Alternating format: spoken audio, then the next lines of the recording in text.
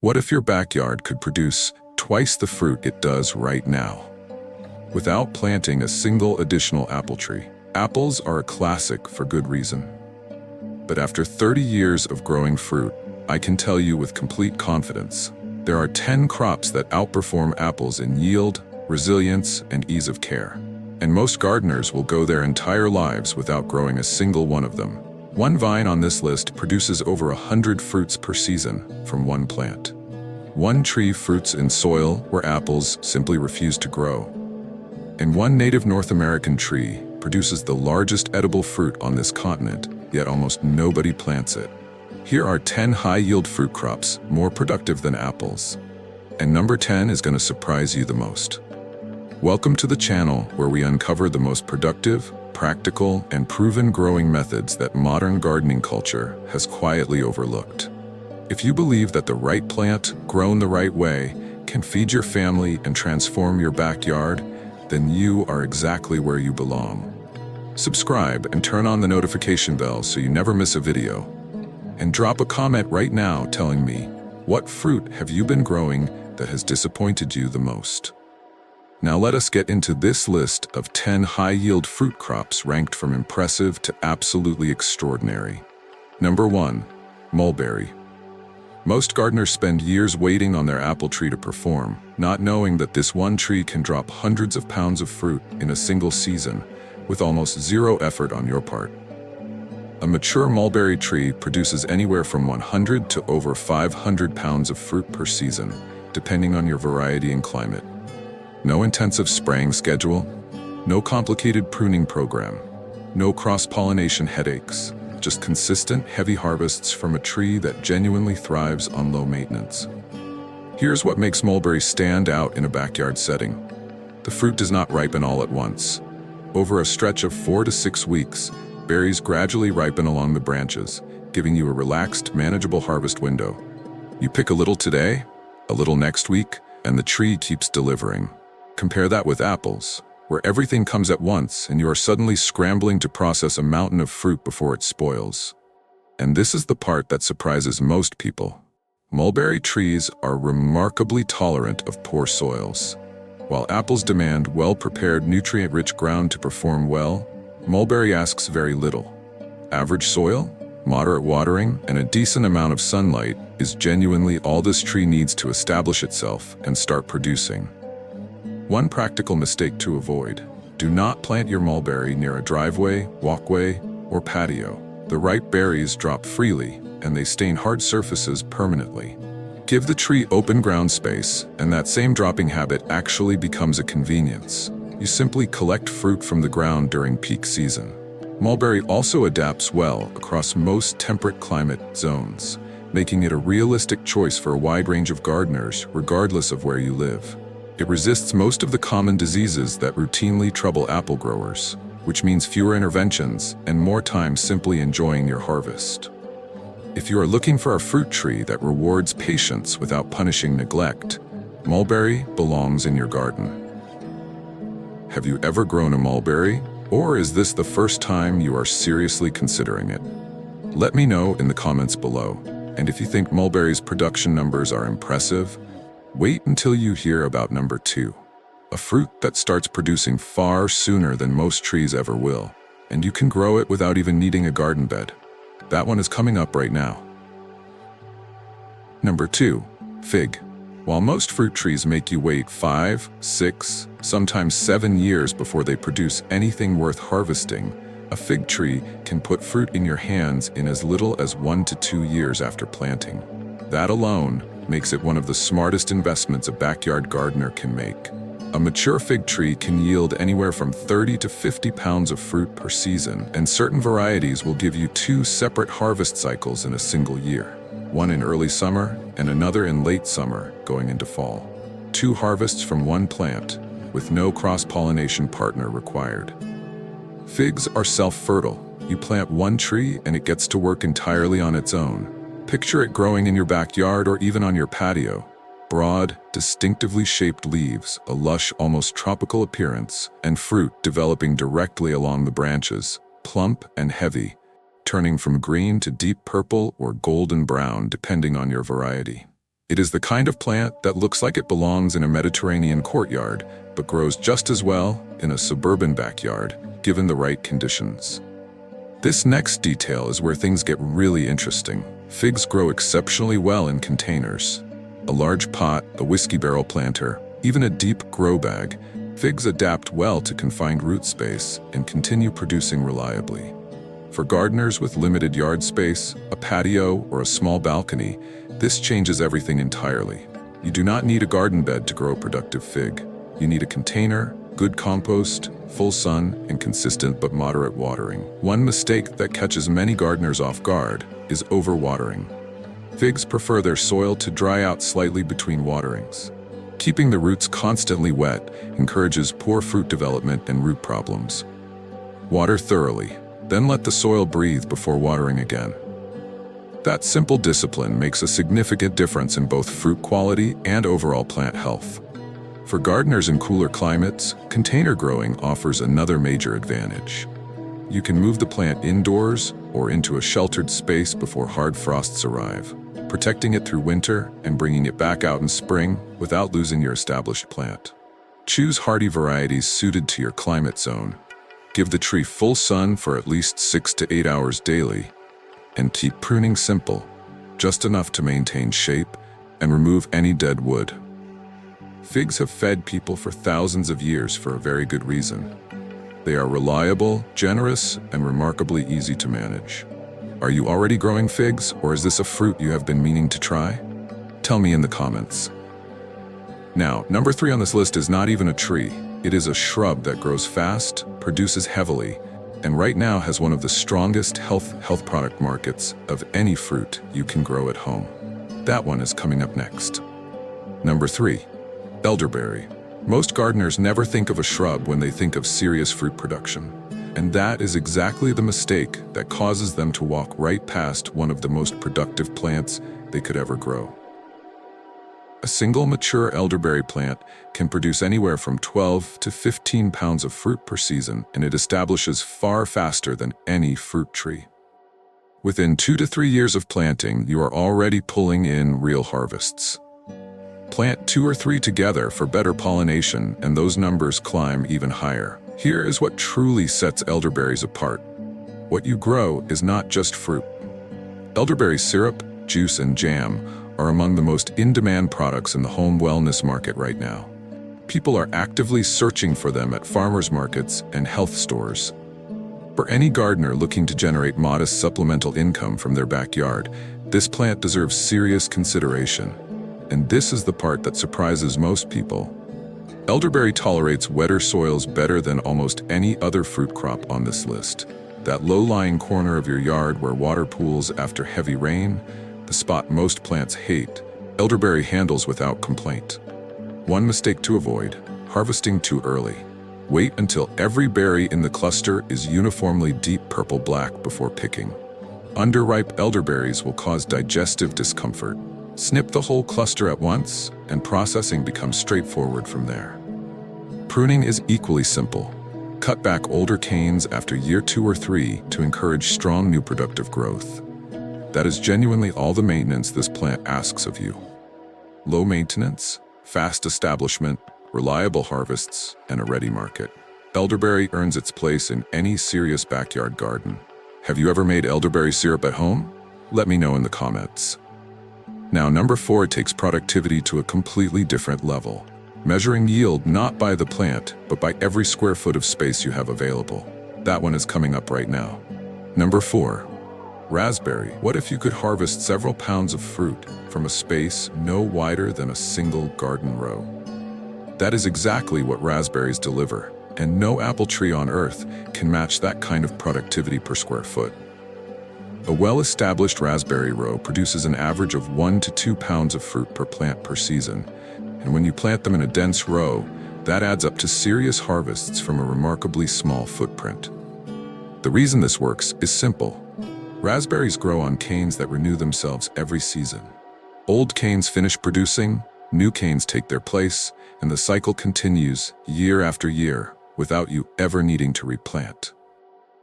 Choose the right variety and you can extend your harvest even further. Summer-bearing raspberries give you one concentrated flush of fruit mid-season, while ever-bearing varieties produce in both early summer and again in early fall. Plant both types together and you are pulling ripe raspberries from your garden for months rather than weeks. Picture a neat garden row. Canes standing upright along a simple wire trellis, laden with clusters of bright red berries catching the morning light. You move along the row, picking at a comfortable pace, filling your container without bending or straining. This next detail is where things get really interesting. Thornless raspberry varieties now exist that make harvesting completely comfortable, even for gardeners who have found thorny canes difficult to manage in the past. Same heavy yields, none of the discomfort. One common mistake is skipping the trellis entirely and letting canes flop to the ground. Without support, canes tangle, airflow drops, disease pressure rises, and harvesting becomes genuinely frustrating. A simple 2-wire trellis system, 2 horizontal wires strung between posts, is all you need to keep everything upright, accessible, and productive. Pruning is equally manageable. Remove spent canes after harvest and let the new growth take over. The whole process takes an afternoon and sets you up for another full season of fruit. Raspberries ask for very little and give back generously, season after season. Would you add a raspberry row to your garden this year? Let me know in the comments. Now, number 5 is a close relative of the raspberry, but it produces larger fruit, heavier harvests, and in many climates, it is even more vigorous. That one is coming up right now. Number 5. Blackberry. Most gardeners who grow raspberries never realize that a close relative growing in the same garden space can produce nearly twice the fruit per plant, with berries almost double the size. A mature blackberry plant can yield anywhere from 10 to 20 pounds of fruit per season, and unlike many fruit crops, that productivity increases as the plant ages and becomes more established. You are not starting over every few years. You are building towards a more generous harvest with each passing season. Blackberries grow on canes just like raspberries, but they are noticeably more vigorous. Picture a trellis line running along your garden fence, thick, arching canes covered in clusters of large, glossy black fruit hanging heavy in the summer heat, each berry plump and deeply flavored. Upright varieties grow compactly and suit smaller gardens well, while trailing varieties spread wider and reward gardeners with a little more space. Both types produce heavily, so your choice simply comes down to what fits your available area and your preferred management style. But here's something most gardeners never realize. Modern thornless blackberry cultivars have completely changed what it feels like to harvest this fruit. Varieties like Triple Crown and Chester produce abundantly without a single thorn on the cane, making harvest time genuinely comfortable and enjoyable, rather than something you approach cautiously with long sleeves. One mistake that consistently costs gardeners yield is neglecting airflow. Blackberries packed too tightly together with poor air circulation become vulnerable to fungal problems that reduce fruit quality and overall plant health. Space your plants correctly, typically 5 to 6 feet apart. Keep the trellis system simple but sturdy, and prune out spent canes cleanly after each season. That combination of spacing, support, and basic pruning is all that stands between you and consistent heavy harvests year after year. No intensive spray program, no complicated feeding schedule, straightforward, practical care that any gardener can manage. Blackberries thrive across most temperate climates, ask for modest inputs, and reward you with generous harvests that only improve as your plants mature. That is a long-term investment that makes complete sense in any serious backyard garden. Have you grown blackberries before, or is this a crop you've been hesitant to try? Tell me in the comments. Now, number 6 takes fruit production in a direction most gardeners never think to look: straight up. A single vine, the right support structure, and the yields from this next plant will genuinely surprise you. That is coming up right now. Number 6, hardy kiwi. Most gardeners think of kiwi as a tropical fruit that has no place in a temperate backyard. And that assumption is costing them one of the most productive harvests they could ever grow. Hardy kiwi is a cold-tolerant relative of the grocery store kiwi that survives winters well below freezing, produces smooth-skinned, bite-sized fruits you can eat whole without peeling, and once mature, a single well-established vine can yield an extraordinary 50 to 100 pounds of fruit per season. That number stops most people in their tracks the first time they hear it. And it should.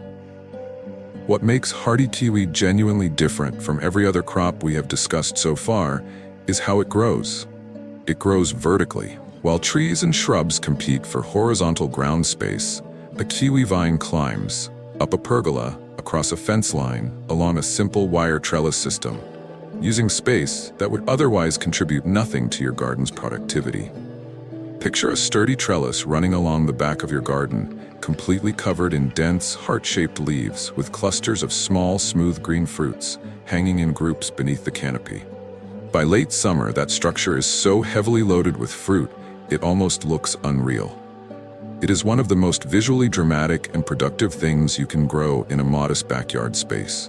And this is the part that surprised me the most. Hardy kiwi vines are remarkably long-lived.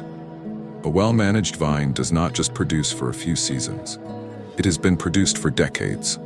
The longer it establishes, the heavier and more reliable the harvests become. You are not planting a short-term crop. You are putting something in the ground that could be feeding your family and your garden long into the future.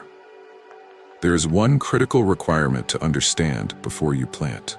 Most hardy kiwi varieties need both a male and a female plant to produce fruit. The male plant does not bear fruit itself, but it pollinates the female vines nearby.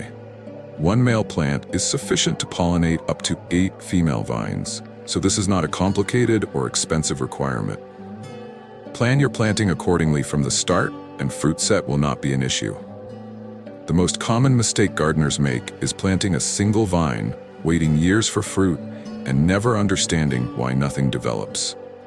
Get both plants in the ground together, and you will not have that frustration. Site selection matters significantly. Full sun exposure for at least 6 to 8 hours daily is non-negotiable for strong fruit production. Build your trellis structure solidly before planting, because a mature, productive vine carries serious weight, and a weak support system will not hold it.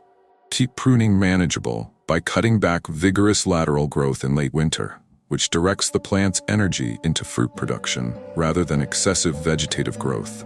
Hardy kiwi rewards patience, but the returns are exceptional and long-lasting. Would you consider growing a kiwi vine along your fence or pergola? Let me know in the comments.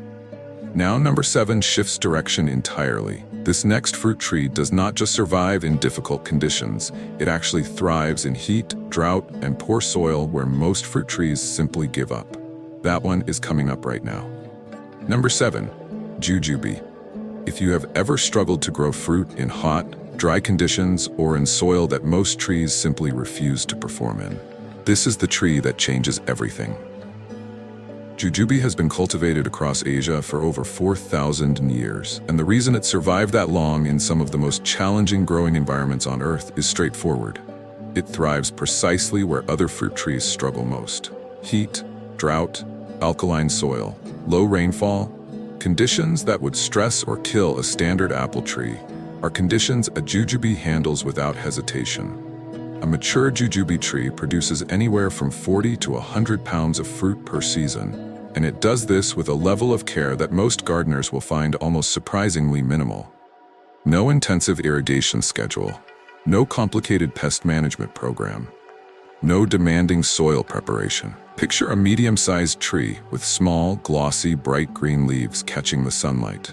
Elegant and tidy in appearance, covered by late summer in clusters of smooth oval fruits that start green, ripen to a rich reddish brown, and hang from the branches like nature's own harvest display. Fresh off the tree, the fruit tastes remarkably similar to a crisp, mildly sweet apple. Leave it to dry naturally, and the flavor deepens into something closer to a chewy, honey-sweet date. One tree, 2 completely different eating experiences, depending entirely on when and how you harvest. This next detail is where things get really interesting. Jujube trees are naturally resistant to the majority of common orchard pests and diseases that routinely force apple growers into repeated spray programs throughout the season. That resistance is not something you manage or maintain. It is simply built into the plant's biology, and it translates directly into less work and fewer interventions for you throughout the growing season. One mistake that sets jujube growers back is planting in poorly drained soil. Despite its drought tolerance, jujube does not perform well when roots sit in standing water for extended periods. Well-drained soil and a sunny open position are the two non-negotiable requirements. Get those right, and this tree asks very little else of you. Growth in the early years is steady rather than rapid, so patience is important. But once the tree reaches maturity, it produces reliably and generously for decades without decline. Plant it once and it will likely outlast the garden beds around it. For any gardener dealing with difficult growing conditions, dry summers, poor soil, or a climate that challenges traditional orchard crops, jujube is not a compromise. It is genuinely the better choice. Have you ever tasted a fresh jujube fruit, or is this one completely new to you? Tell me in the comments below. Now, number 8 moves from resilience to reputation. This next shrub has one of the strongest nutritional profiles and most consistent market demands of any fruit you can grow, and a well-established planting keeps producing for longer than most gardeners ever expect. That is coming up right now. Number 8, blueberry. Most gardeners think of blueberries as a pleasant addition to the garden, a nice bonus crop. What they do not realize is that a well-established blueberry bush can produce 5 to 10 pounds of fruit per season. Lives and keeps producing for 50 years or more, and right now commands some of the strongest fresh market demand of any fruit a backyard grower can sell locally. This is not a bonus crop. This is a long-term investment that keeps paying returns long after most other plants in your garden have come and gone. Picture a row of blueberry bushes in late summer, compact, tidy shrubs covered in clusters of deep blue-gray berries, dusted with that distinctive natural bloom, hanging in such numbers that the branches bow slightly under the weight. The fruit does not ripen all at once. It comes in waves across several weeks, giving you a relaxed, extended harvest that suits a manageable picking schedule perfectly. Varieties exist for nearly every climate zone. High bush types for cooler regions, rabbit eye varieties for warmer southern climates, and half-high compact cultivars that work beautifully in raised beds and smaller garden spaces. Choose the variety matched to your specific zone, and your bushes will reward you with consistent harvests season after season. But here is something most gardeners never realize. Blueberries are one of the very few fruit crops where getting the soil chemistry right matters more than almost any other factor. Blueberries demand acidic soil, ideally between a pH of 4.5 and 5.5. Plant them in neutral or alkaline ground and they will struggle visibly, yellowing leaves, weak growth, and disappointing fruit production regardless of how well you water or feed them. Test your soil before planting, amend with sulfur or acidic compost if needed, and mulch heavily with pine bark or wood chips to maintain that acidity over time. That single step separates thriving, heavily productive blueberry bushes from ones that never quite perform. One common mistake is planting a single variety alone. Blueberries produce significantly better yields when 2 or more compatible varieties are planted together for cross-pollination. You do not need many. Even 2 bushes of different varieties planted side by side will noticeably improve your fruit set compared with a single isolated plant. Space them 4 to 5 feet apart for good airflow. Keep the mulch layer consistently thick to retain moisture and suppress weeds. And avoid heavy feeding with high nitrogen fertilizers which push leafy growth at the expense of fruit. Beyond those straightforward practices, blueberries are genuinely low-maintenance plants that ask very little once properly established. The combination of exceptional nutritional reputation, strong fresh market demand, decades of productive lifespan, and manageable cultivation requirements makes blueberry one of the most sensible long-term fruit crops any backyard gardener can plant. Are you already growing blueberries, or have you been hesitant because of the soil requirements? Let me know in the comments. Now, number 9 moves from slow and steady to fast and vigorous. This next fruit vine establishes quickly, climbs aggressively, and in the right climate produces fruit in quantities that will genuinely catch you off guard. That one is coming up right now. Number 9, passion fruit. Most gardeners associate this fruit with tropical markets and exotic recipes, never once considering that it could be growing prolifically in their own backyard. Here's what changes that thinking immediately. A single passion fruit vine, given the right conditions and a simple support structure, can produce anywhere from 70 to 120 fruits in a single growing season, from one plant, on one trellis. That level of productivity from such a compact growing footprint is genuinely difficult to match with any tree or shrub we have covered so far.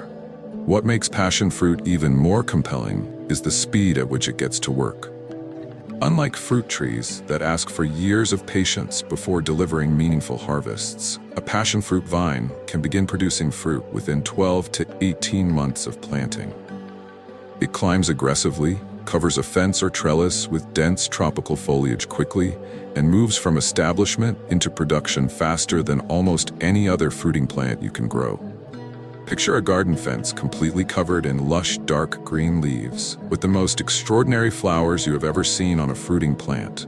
Intricate, symmetrical blooms in purple, white, and gold that look almost engineered by design rather than nature.